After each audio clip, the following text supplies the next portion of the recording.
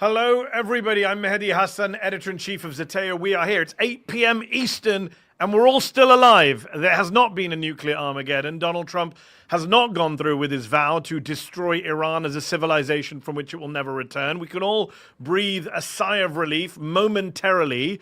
But how long for? And what happens next? Is this war over? Is this 2-week ceasefire that Donald Trump and the Iranian government are heralding tonight, both sides claiming victory? Is it a real ceasefire? Can it lead to an end to the war? And what did Donald Trump just agree to? Joining me now are Harrison Mann, former Defense Intelligence Agency analyst, former Army major in the U.S. military, now a contributor to Zeteo, and of course Swin Subisang, my colleague here at Zeteo, our senior political correspondent. Trita Parsi from the Quincy Institute will be joining us in around 15 minutes to give us his take on what's going on. He kind of predicted this earlier today. But let me just jump in. Harrison, are you surprised at what we saw at 8 o'clock? I am surprised. I did not predict this. I didn't think Trump was going to nuke Iran, but I also didn't think he was going to take such a conciliatory tone, because it seems like what's happened is he has said he will actually take Iran's demands quite seriously.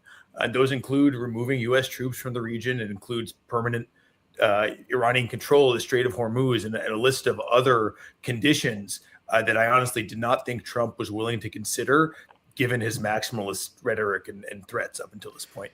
Yeah, I just want to be clear to people joining us. Donald Trump, well before the 8 p.m. deadline, said, hey, he put a post on Truth Social saying, I've delayed it 2 weeks, ceasefire, both sides. The 10-point Iranian plan is not the 15-point U.S. Trump plan. Let's just be very clear. There was a 15-point U.S. plan that was put forward. The Iranians rejected it. The Iranians have been pretty stubborn. They've stuck to their guns, shall we say, for the past few weeks. And the United States went via Pakistan. And Donald Trump is claiming that this deal came via the Pakistanis. But as many people have pointed out on social media tonight, the Pakistani Prime Minister's tweet, his earlier version that they edited, had Pakistani Prime Minister's statement put on their draft as if it was sent to him by the Americans to pass on to the Iranians. Anyway, we'll give Pakistan this victory tonight. They played a role in saving Iran from being further bombarded tonight. We don't have an Israeli response, but the Iranian 10 points include, as you said, Harrison, retaining control of the Strait of Hormuz, which they're going to open for a couple of weeks now during the ceasefire, they said tonight. It also includes a ceasefire in Lebanon. We should point that out.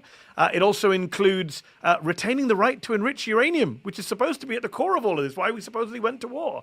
So, Swin, Donald Trump, you know the man well. You talk to the people around him. Do they really think this is a victory tonight? Feels like an Iranian victory. No, and they also don't think it is the end of hostilities necessarily. Yeah. Look, I know a lot of Democrats and people who are going to rub Donald Trump and MAGA's face in this are going to be making a lot of Taco Trump references for the next days, if not Trump millennia. always chickens out. For those of you watching who don't know what Taco Trump means, this is a mockery of his constant shifting of the goalposts. Of course.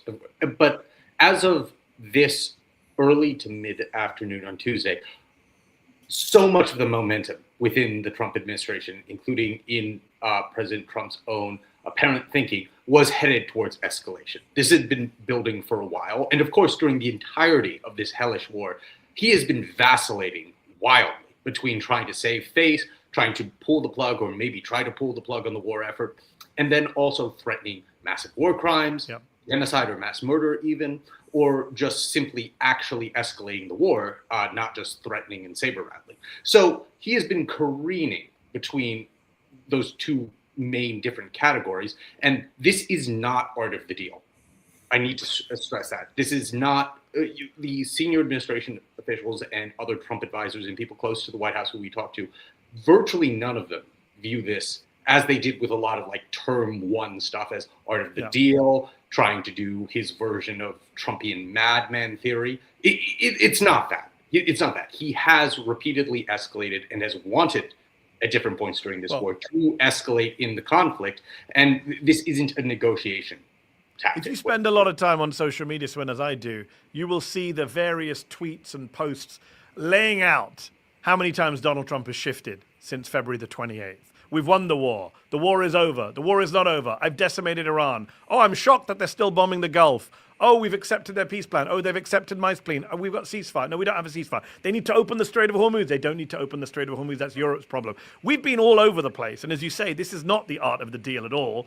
the Iranians have agreed tonight to their own proposals, right? This is the Iranian 10-point plan that Trump has accepted. I'm trying to, you and I always play this game in meetings when we're talking privately. Imagine if Biden did this. Imagine if Obama did this. Imagine if a Democratic president had agreed to let Iran sell oil, more oil than they were selling more and making more money than they were before, and basically retain control to the Strait of Hormuz and toll the boats and ships going through it.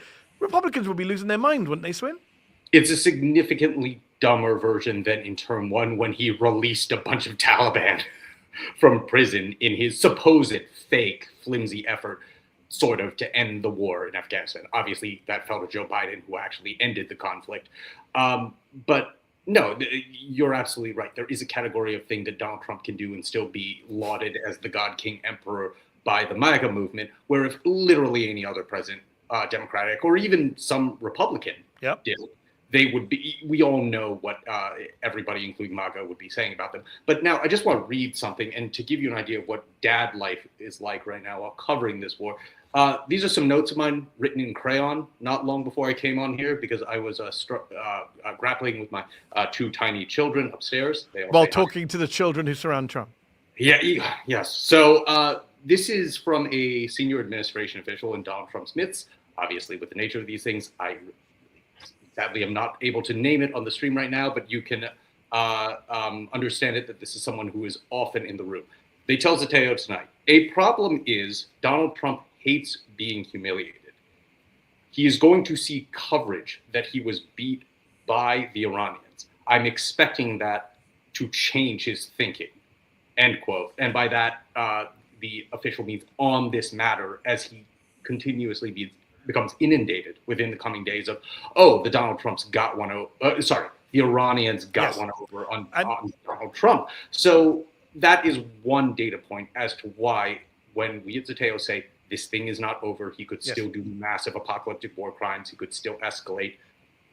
Those messages are coming from people deep within the Donald Trump administration and Donald Trump orbit as well. And I've said this before, especially to people watching abroad who are not in the US right now.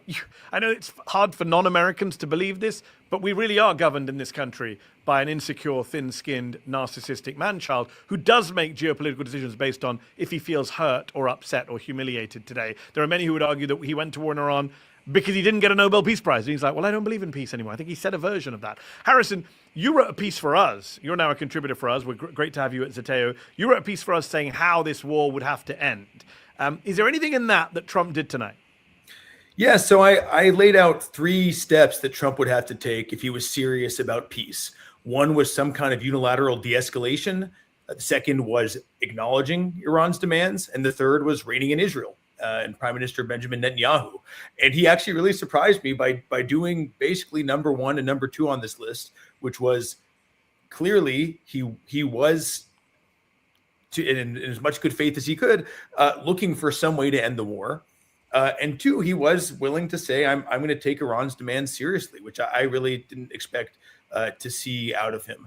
And so the remaining step and the biggest spoiler that we're all aware of is what is the Israeli government, what is Netanyahu going to do to try and keep this war going? Because he's closer than he's ever been to really getting his war of annihilation against Iran. And so that's one of the biggest things that we can probably expect to see starting tomorrow. That's one of the things I've always been worried about. Obviously, the Israelis are spoilers. They've always been spoilers. I've said on the record here at Zeteo and elsewhere that even if the Americans and the Iranians stop fighting, nothing to stop the Israelis from carrying on their bombing campaign. They literally just bombed a synagogue in Tehran in the last 24 hours, right? They are bombing whatever the hell they want to bomb. And this is a war Benjamin Netanyahu's waited 40 years or more to fight. So he's not going to stop. And they are spoilers. I made this point recently on another podcast, but let me just make it tonight.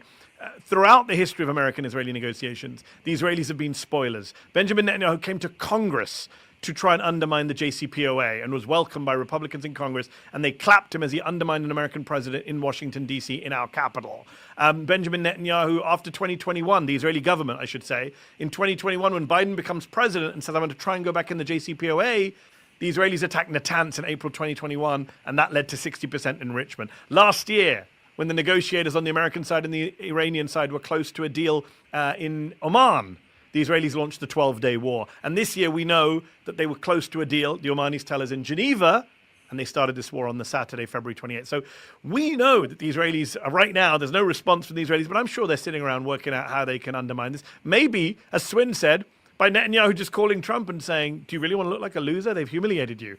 I wouldn't put it past him. Harrison, I don't know if you saw the New York Times reporting from Maggie Haberman and Jonathan Swan today, showing that Netanyahu was a key player in this drive to war, to the point where he was invited into the Situation Room, rare for foreign leaders, in the White House to brief Trump, and Trump gave up his spot at the head of the table, where he normally sits, to sit opposite Netanyahu. But apparently, if you say Israel dragged us into this war, that makes you anti-Semitic, Harrison. Yeah, I mean, a few things to say on that, and I do think there's one side in which Israel did drag us into the war, and the other way where you have to look at, okay, Trump does what people tell him. Why was he exclusively surrounded by cabinet officials and media figures who were sympathetic to the Israeli position?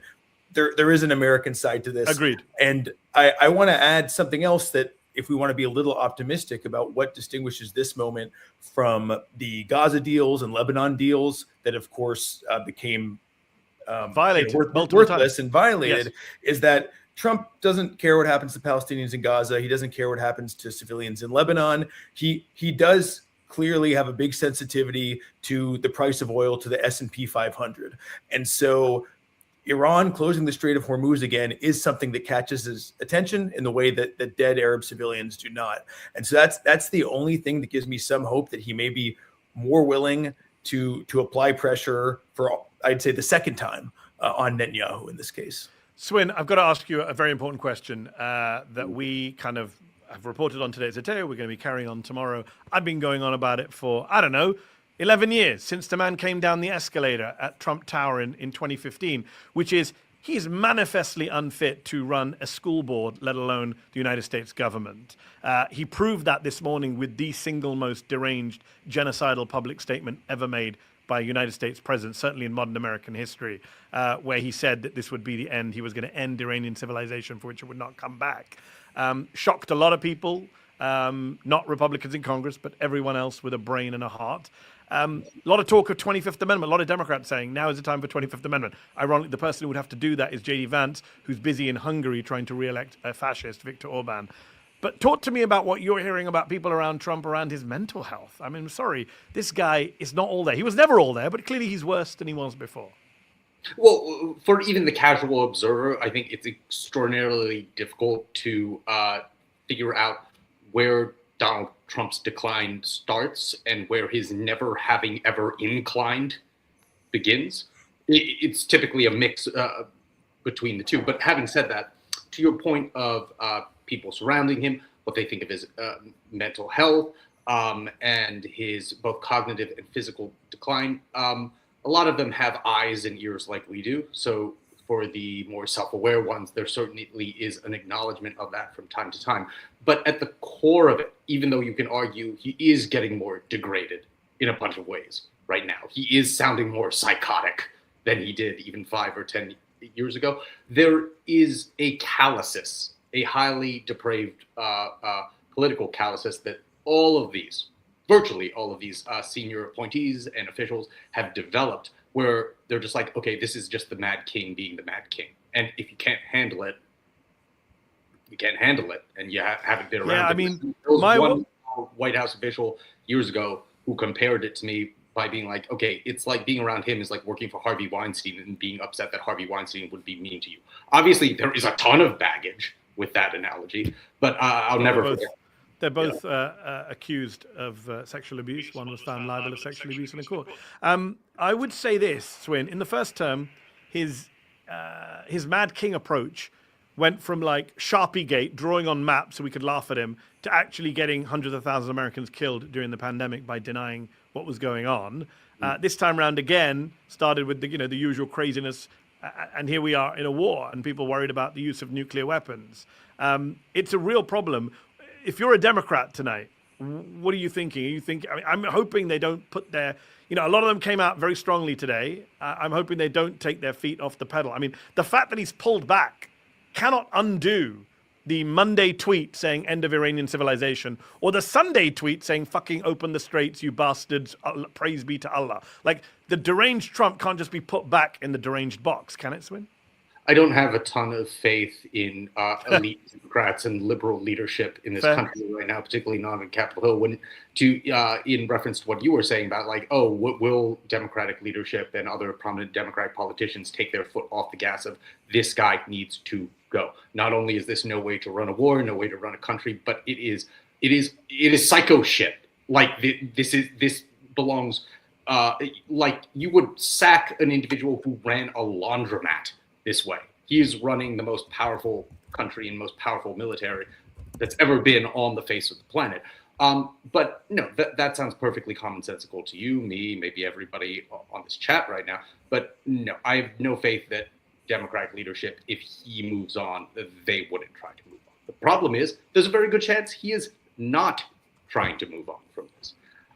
But there's one more thing I want to say that's referencing also the senior administration official who I quoted earlier to you from my notes.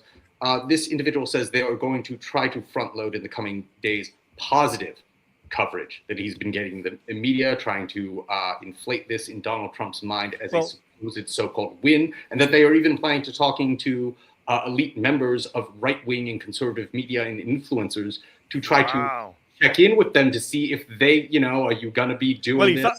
He fell out with Tucker Carlson over the last 24 hours, called him low IQ after Tucker called him out for his Easter message and obviously for this war. I mean, Trump's entire approach to politics, his entire approach to governing is to create problems when there weren't any and then try and take credit for solving the problem he created. So he walked us to the ledge today, and now he's walked us back for now, as Harrison points out. Harrison, I want to come back to you, but I believe we have a new guest joining the panel, Trita Parsi,